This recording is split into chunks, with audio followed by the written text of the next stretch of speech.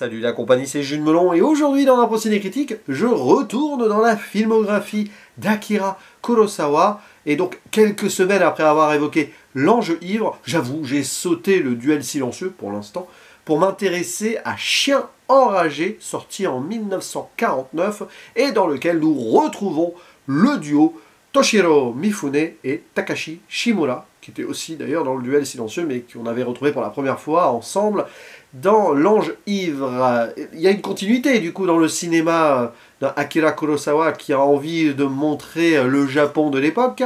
C'est aussi la présence pour la première fois au cinéma de Keiko Awaji, et le méchant qui apparaît que vraiment à la fin est interprété par Isao Kimura. Donc ici il s'agit d'un film noir policier teinté de drame social. C'est quand même pas si éloigné que cela de L'Ange ivre, mais on est moins, on va dire, dans le domaine du gangstérisme ici. On va suivre surtout un jeune inspecteur qui s'appelle Murakami, qui est joué par Toshiro Mifune, qui revient de la guerre et qui donc s'est engagé dans les forces de l'ordre. Et pour sa première mission, c'est compliqué, car il doit réparer en fait une erreur qu'il a commise, enfin, de son point de vue. Il s'est fait dérober son arme, un Colt. Déjà, vous voyez que l'esprit américain est là dans ce Japon de l'époque. Au début, c'est qu'il est très obstiné, un peu déprimé aussi. Il hésite à démissionner, mais son supérieur lui dit non, on va résoudre l'enquête, hein, c'est ta chance aussi à un moment. Hein.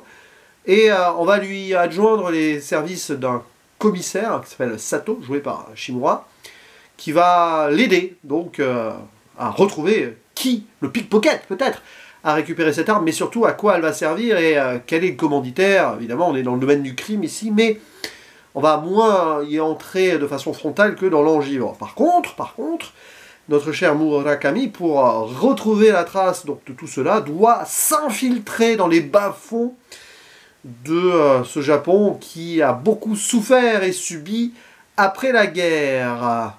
Donc finalement, on est quand même dans cette forme de film noir à la lisière du néoréalisme qui, ici, peut-être est plus inspiré d'un polar à la française, quelque part, parce qu'à la base, Akira Kurosawa, il voulait en faire un roman, inspiré de Georges Simenon.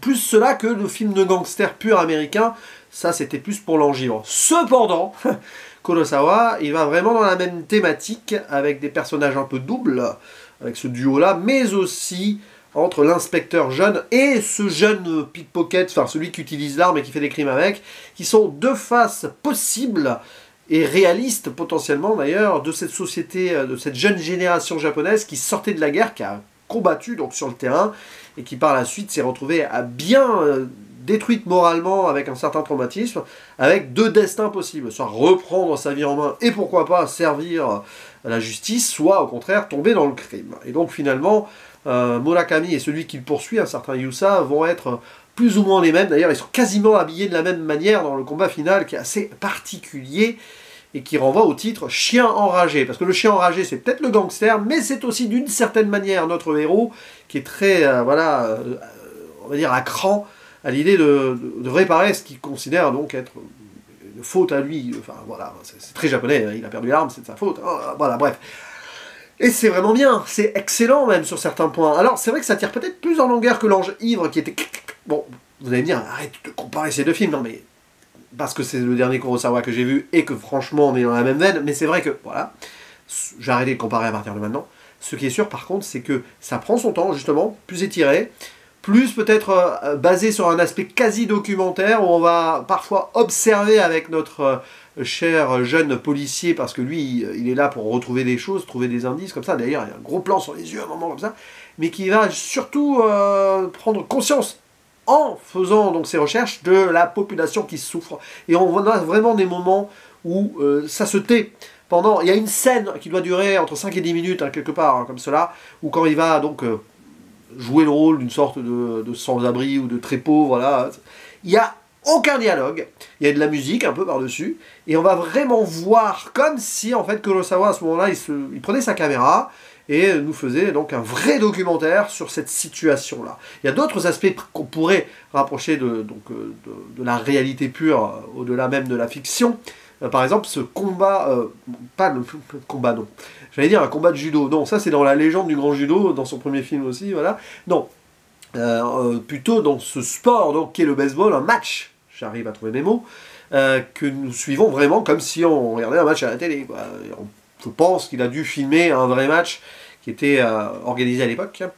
Le baseball, évidemment, un sport américain, mais qui est là depuis avant la guerre quand même, mais on en revient quand même à ce que Kurosawa voulait traiter dans ses films contemporains, c'est que le Japon, comme Ozu, mais autrement, est infiltré par cette Amérique, d'autant plus après la guerre, forcément.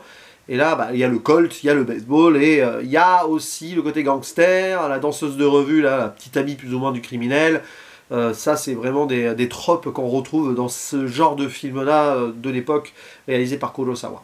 Donc, évidemment, ça fonctionne super bien, parce qu'on a vraiment ce côté psychologique très intense sur Toshiro Mifune extraordinaire, beaucoup plus posé peut-être que dans son premier rôle avec Kurosawa, et dans certains rôles d'après. Mais on voit vraiment toute la détresse ou le dilemme moral qu'il y a en lui. Et enfin, il veut vraiment faire le bien, mais il se rend compte que celui qui pourchasse est une forme aussi de détresse de ce Japon post-guerre. Il y a cette réflexion qu'il a à un moment en discutant avec son supérieur commissaire et d'une autre génération, Sato, qui lui est beaucoup plus en mode, voilà, un criminel c'est un criminel, c'est une mauvaise personne, point, il faut l'arrêter. Voilà. Plus pragmatique. Alors que lui, il le dit, mais non, au final, est-ce que c'est parce qu'il a vraiment choisi, est-ce que c'est pas à cause de la guerre et tout, machin, finalement, je peux peut-être le sauver, il y a du bon peut-être derrière, enfin...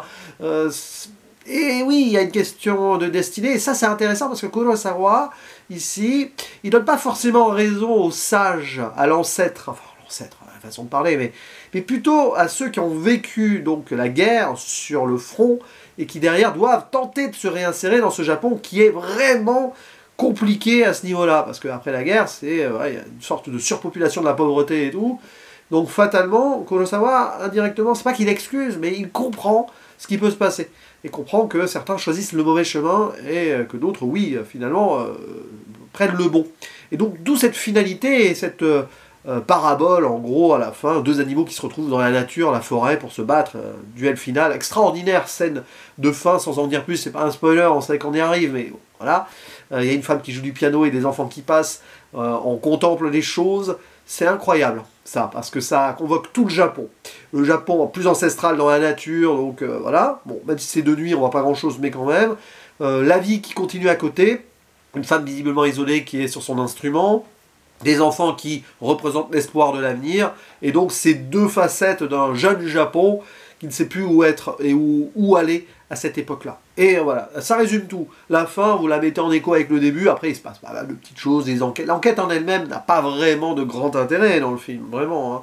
C'est un prétexte pour dresser ce bilan-là et donc faire l'anatomie, si vous voulez, d'une société nippone qui va pas très bien, et c'est vraiment hyper contemporain, c'est un film de 1949, c'est ça qui est très fort en fait, parce que nous on le regarde avec le recul, avec notre œil d'occidentaux, etc., mais là c'est en plein dedans, et donc les deux acteurs principaux sont très bons, même celui qu'on voit que à la fin, toute la détresse, encore pire derrière, de cet homme qui est devenu un gangster, mais bon, après...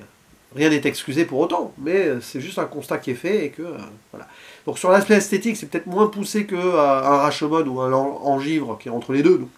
Mais c'est quand même très fort. Il y a des petites transitions comme ça, des volets, on passe à l'autre, on tourne un peu les pages de ce qui fait le Japon de l'époque. Et c'est vraiment, je trouve, très très fort, et sur pas mal de scènes très marquantes. Même une scène à un moment où, après avoir suivi une femme là, qui pourrait le mener à la bonne piste, exténuer la chaleur évidemment, parce que en pleine canicule, j'en ai pas parlé, mais en plus c'est accablant, quoi. À un moment ça va être tellement accablant qu'il va y avoir une pluie absolue. C'est pas la pluie noire, mais c'est une pluie de nuit qui va quand même donner un destin quasi funeste à un des personnages. Quasi. C'est intéressant ça. Mais oui, il y a cette scène, donc à un moment il poursuit la dame, et puis bon, à la fin elle lui offre à boire quand même. Voilà. Parce que bon, il est obstiné le gars. Voilà, donc Chien enragé, c'est un très bon Kurosawa encore, Akira, de son prénom, parce que on a un autre Kurosawa qui est très bon, il faudrait que je lui remette, Akiyoshi. À votre avis, est-ce que c'est l'un des meilleurs Kurosawa de cette époque? J'en sais rien, vous pouvez donner votre sentiment en commentaire, moi j'en sais rien, je n'ai même plus envie de les classer, les Kurosawa que je vois, parce qu'il y a toujours quelque chose de fort dedans, donc voilà. Mais en tout cas, je suis ravi d'en avoir parlé, et je serai encore plus ravi d'en discuter avec vous. À la prochaine, ciao.